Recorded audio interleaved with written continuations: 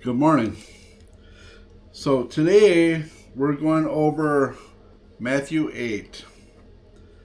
And so it's interesting because Jesus came down from the mountain top, and instantly a crowd gathered and followed him. So when Jesus came down, a man with leprosy came down and went and knelt before him and said, "Lord, if you are willing, can you clean me?" Okay. And Jesus said, "Okay, but don't tell anyone. Just let everyone see you. Follow the laws of Moses that Moses gave you." Okay. So that was the first thing when he came down. And then when Jesus entered the town, my servant lies paralyzed, one of the centurions said to Jesus, and Jesus healed him without even seeing him, without even going to him. Instantly, Jesus healed him from far away. That is kind of cool. And then it talks about the, right here. So in Matthew 8:16, when evening came, many who were demon possessed were brought to him, and he drove out the spirits with a word and healed all the sick. This was the fulfillment when what was spoken through the prophet Isaiah. Okay, so right there, many demon possessed. Many. Not one or two or three. Now if someone says, "Well, I was demon possessed," okay, were they? Because the court of law is not going to acknowledge that by any means. It's just not going to happen. So, yeah. Jesus healed a lot of demon stuff, and it talks about this. Later on it talks about the pigs. The two men who were so violent who came out and approached Jesus and wouldn't let anybody pass because they were so violent. They came out of the tombs. And they said, this is interesting to me. What do you want with the Son, or with us, Son of God? They shouted, "Have you come here to torture us before the appointed time?" Okay, so before the appointed time, what does that mean? So they all know. That's what that tells me is everything knows that the time and place is coming for redemption and everything. Everybody knows, or everything knows. And sorry, I just adjusted my camera. And so they say they know Jesus, the Son of God. They say that, the Son of God. Have you come to torture us before the appointed time? Okay, so before the appointed time, what does that mean exactly? So they have a appointed time, I guess, or they have a time that both sides know is coming, and they also know that Jesus is going to torture them at said time. And so in the meantime, they get to do whatever. And Jesus ended up casting them out to the pigs, and at their request, and the pig herd immediately went down into the water and drowned and died. So I assume that, Muslims will talk a lot about the swine, pig being the swine, and we can't eat the swine. I assume that this is what they're referring to, the swine. So to me, because I was questioning that yesterday, because I eat pork. I grew up on it. I eat bacon and I eat ham and whatever. So, and I questioned yesterday, am I eating swine? Am I eating impure meat? Is because it talks about that. Don't eat impure. And so, or unclean. And I don't know. The way I read this is it was one herd of pigs, and they all died immediately.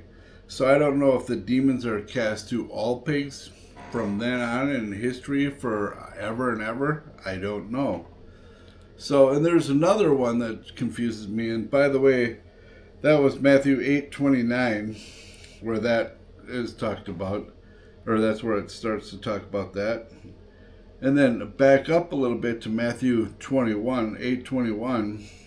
Another disciple said to him, Lord, first let me go bury my father.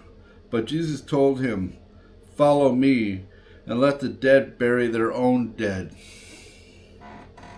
So, let the dead bury their own dead. I really am struggling to interpret that. And I mean, my mind isn't even wrapping around what does that mean. It's let the dead bury their own dead. You know, I understand that. I guess I don't understand because the disciple says, I need to go bury my father. And Jesus' response was, follow me, let the dead go bury their own dead. How does dead bury dead? I guess I don't understand that. That really doesn't make sense to me. So I really need to get a Concordia and a thesaurus and stuff and just study, break this down, because this really doesn't make any sense to me at all, and just not at all. So, and then Jesus, I mean, he healed many people, and after he came down from the mountain, and like when he calmed the storm, you know, and the disciples who were on the boat, and the wind was there, and Jesus was sleeping, they woke him up, and it said, Jesus, we're gonna drown, we're gonna die, we're gonna drown here. This is a bad storm. And Jesus said, you fools, calm down. There's nothing to worry about. Jesus got up and rebuked the waves and the wind, and it was calm. And the disciples were saying amongst themselves, who has this kind of authority that the wind and the waves obey him? Well, Jesus does, the Son of God. And the demons recognize the Son of God.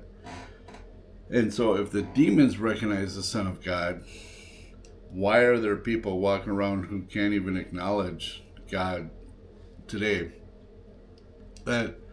Or Jesus, that makes no sense to me, because in my eyes, in my heart, Jesus is 100% legit. Jesus is 100% here, and Jesus came here and absorbed everything for all of us. Not just me, and not just you, all of us. And Jesus says many times, everybody is your brother and sister. We are all related. We are all God's children. And I guess for me, as I look through the world, I see a whole lot of hate. There's so much hate, and it's so easy to jump to that instantly. I mean, you can feel it when you're anywhere and people are like, no, that person is just no good. That person is no good.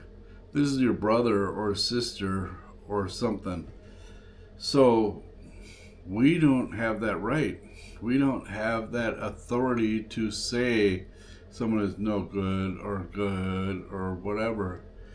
And, you know, coming from my background from the streets, it is easy for me to cast judgments and really be hard on people. You know, I've said many times in these videos, my number one gift is discernment. I can smell BS a mile away. And when I'm doing that, I'm not looking at anybody as my brother or sister. I'm looking at them as someone trying to get something over on me. So, again, I am a sinner. Sin lives within me. It just does. I think it lives in with all of us. And we will continue sinning unless we have a joint motive or a joint goal here to try to achieve some higher or better. You know, in a few places in the Bible so far I've read where it talks about vibrations and manifestation and stuff like that. And then if you watch like YouTube videos or podcasts, there's a lot of podcasts about manifestation and picturing things, making vision boards and doing all this stuff. And Jesus is calm and says, all you have to do is believe. That's it. Believe. Just believe and know that it is. Just know. You know, when Jesus prayed, he didn't pray asking. He prayed for thanking God for delivering this or giving that or answering this prayer or doing whatever. That's how Jesus prayed.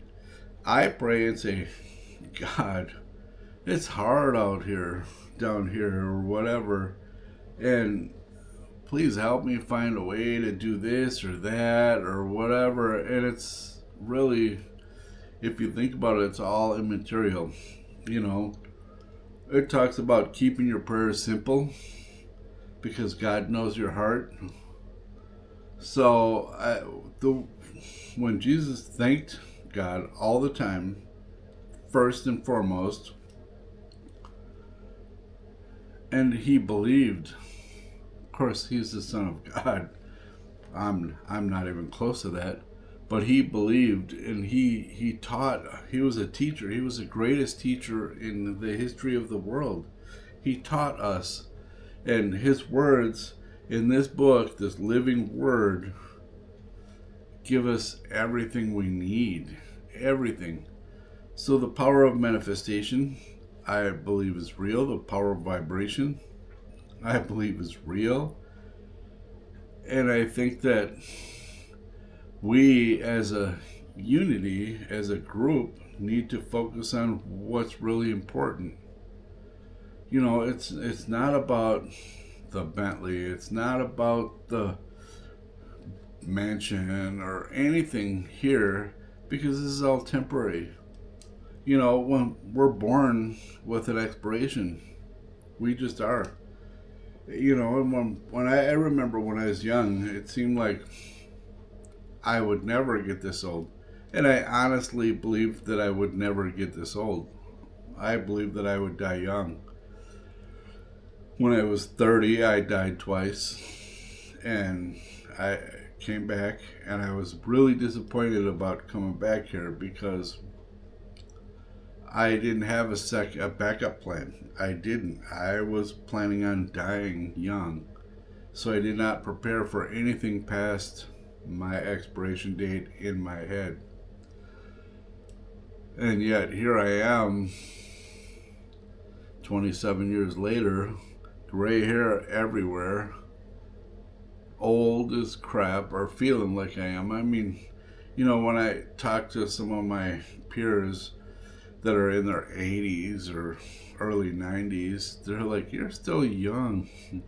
Well, I don't feel young, you know. And if I look at my life and how it's brought me to this moment with this Bible and doing this video, I truly was not planning on living this long. And had I known that I would, I might have made some different choices and took a little better care of this body. And so I guess, I don't know, I'm going to launch my other channel, which is going to be called Adventures with Dave. And I'm going on a mission to get in shape and try to find my youth somehow and repair this broken body. And I believe that this is possible through Jesus Christ. I believe that. And no one can tell me different. I also believe that the vibrations that we put out are what we get back. And so I'm really focused on what I put in the universe because I believe it comes back. And I believe that Jesus, God, Holy Spirit are always listening. The Holy Spirit is always right there. And I need to every day ask for the Holy Spirit to come. Come be with me, bless me. Just be with me and ride this day through. And I think that that's important. So again, Jesus came and healed a lot. How many people have you healed? I know I haven't healed very many, if any. It's important that we find our way and get with Jesus, get right. It's a beautiful day out. I'm going to go mow my lawn and do that kind of stuff. And I hope you guys have a blessed day. We'll see you tomorrow with Matthew 9. Take care.